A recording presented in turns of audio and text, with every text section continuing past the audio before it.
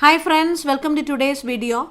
So today's question is, if each side of a square be doubled, find the percentage increase in its area.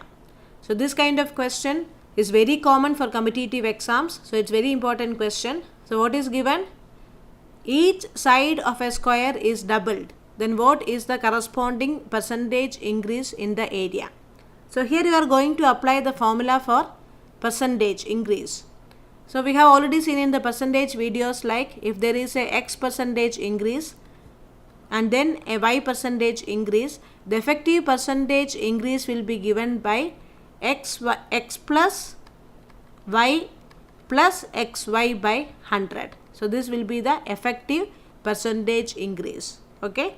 So first there is a x percentage increase, then there is a y percentage increase.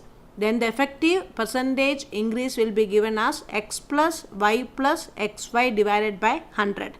Similarly, if y percentage decrease is there, means the formula will be changing as x minus y minus xy by 100. So different variations of this formula we had already seen in percentage videos. So please refer to the playlist percentages if any doubt is there. So whenever there is a x percentage increase followed by a y percentage increase, the effective percentage increase will be given as x plus y plus xy by 100. By applying this formula, you will be able to determine answer to this question within seconds. So what is given? Here each side of a square is doubled. So doubling means what is the percentage increase? It is 100%.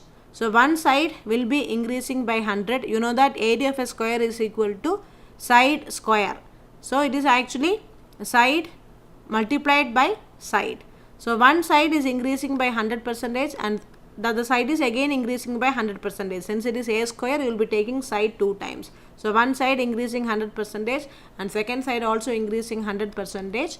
Since the side of the square is doubling. Okay, so side of the square is doubling. So that means 100% increase. So x is equal to 100 and y is also equal to 100. So 100 plus 100 plus 100 into 100 divided by 100. So this will be the effective percentage increase, or this will be the percentage increase in area. So it will be equal to 300%. And there is also another way of understanding this. Since it is x square, where x is the side of the square, you have to do 2 into 100. 100% is the increase in the side. So since it is x square, you have to multiply like 2 into 100 plus 100 into 100 by 100. So that will give you 300%. Or same way, like x plus y plus xy by 100, that same formula if you want to apply means you can take x is also equal to 100, y is also equal to 100. So 100 plus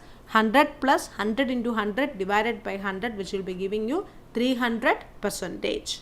Now again, second question, radius of a circle is increased by 5%. Find the increase in area. So area of the circle, what it is? Pi r square. You already know area of a circle is equal to pi r square, where r is the radius of the circle. So area is proportional to r square. So radius of the circle is increasing by 5%. So here also you know the effective percentage increase will be x plus y plus xy divided by 100. This will be the effective percentage increase. So what is x? X is equal to 5 and y is also equal to 5. Because area is proportional to radius square, you have to take this 5% increase 2 times. Or your x and y both will be equal to 5. So your percentage increase in area is equal to 5 plus 5 into 5 divided by 100, which will be giving you 5 plus 5 is equal to 10. 10 plus 25 divided by 100, which will be giving you 0.25. So 10.25% increase in the area. So understood? So here area is proportional to radius square. So again you have to take the 5% increase 2 times. So 5 plus 5. So previous question also we had taken same. The side of a square is increasing by 100%. Doubling is happening. So 100%. So 100 plus 100. X is also equal to 100, y is also equal to 100. Here similarly x is equal to 5 and y is also equal to 5, where x and y are representing the percentage increases. The next question, each side of a rectangle is increased by 20%. Find the percentage increase in the area of rectangle. So you already know the area of the rectangle is equal to length into breadth. Okay, area of rectangle is equal to length into breadth. So here each side of a rectangle is increased by 20%. So that means length of the rectangle is also increased by 20%. Breadth of the rectangle is also increased by 20%. So again here you can take it as the percentage increase in area will be equal to 20 plus 20 plus 20 into 20 divided by 100. Suppose the question was length is increasing by 20% and breadth is increasing by 30%, means how the formula will become? The percentage increase in area will be 20 plus 30 plus 20 into 30 by 100. Here both the increases are 20 only. Okay, there is a difference. Even if the number changes, you can just rewrite the formula like this. So here percentage increase in area for the given question is 20 plus 20 plus 20 into 20 divided by 100, which will be giving you 44. So there is a 44% increase in area. Okay, our last question of the video is the height of a triangle is increased by 10%. For the area of the triangle to remain same, find the percentage decrease required for base of the triangle. So here what is given? There is a triangle and the height of the triangle is increased by 10% and we want the area of the triangle to remain same. So for that, how much percentage decrease is required for base of the triangle? You already know area of a triangle is equal to half into base into height. So area is proportional to base as well as height. Area of the triangle is proportional to base and area of the triangle is proportional to the height. So height is increasing. So how much the base should decrease so that the area of the triangle remains constant. Okay. So here also you are going to apply the shortcut you have studied in the percentages videos. That means if there is an increase of a parameter by 1 by n. So there is an increase in a parameter by 1 by n. Then the decrease in the opposite parameter should be 1 by n plus 1. So that the net effect will remain neutral. The net effect is that area is neither decreasing nor increasing. So net effect should be remaining neutral. So one parameter is increasing by 1 by n means the opposite parameter should be decreasing by 1 by n plus 1. So this you have already seen in the percentages playlist.